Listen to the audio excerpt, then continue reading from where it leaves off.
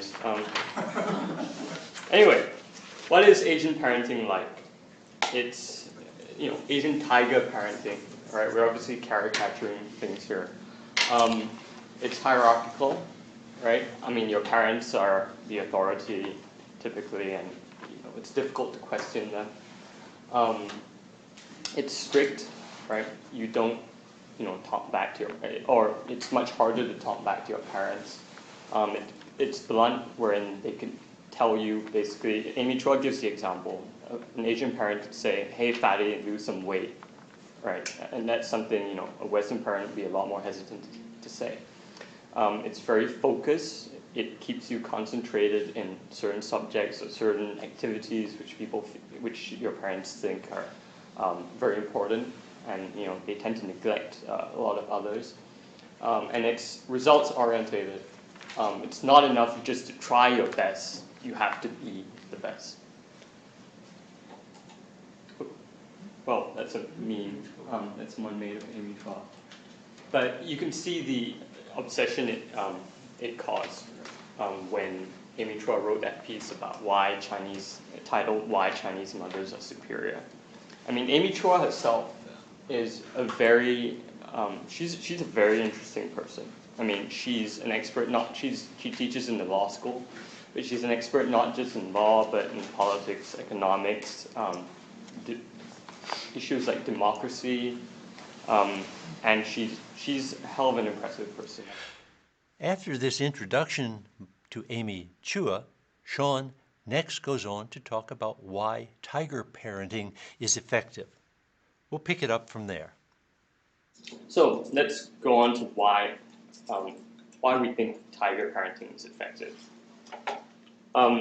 Because it's blunt, it's direct. Therefore, you don't waste time trying to communicate ideas. You can go right straight to the heart of the matter without tiptoeing around sensibilities. This saves time, obviously.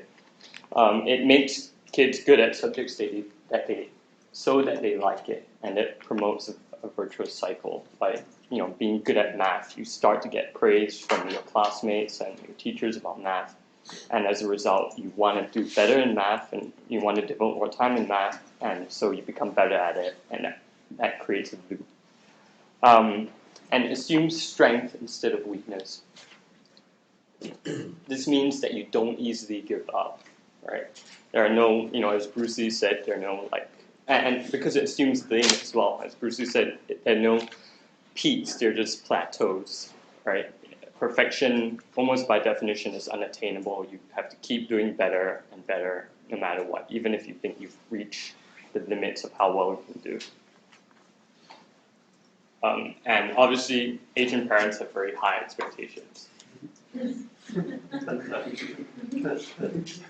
And we can see the results, actually, because while Asian Americans make up 5% of the population, they make up 17% of Ivy League undergraduates. In fact, they're so good at getting into top institutions that they have to be kept down by affirmative action policies, right? They have to do, someone did a study, and the average Asian has to score 140 points higher on the SAT than a white applicant with exactly the same credentials.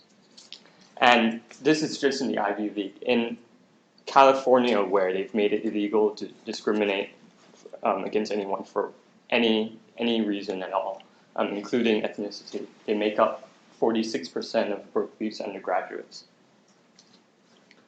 However, there are also lots of weaknesses in Asian tiger parenting. Sean then begins to work through slides that give statistics about what seem to be, at first glance, the disappointing outcomes of tiger parenting. To move things along, I'll summarize. What happens to those Asian overachievers? Asian Americans make up 5% of the population, but only 0.3% of corporate officers, and only about 1% of corporate board members, 2% of college presidents. In Silicon Valley, Asian Americans make up a third of all software engineers, but only 6% of board members, and only about 10% of corporate officers of the Bay Area's 25 largest companies. Why? Why is there what is called the bamboo ceiling?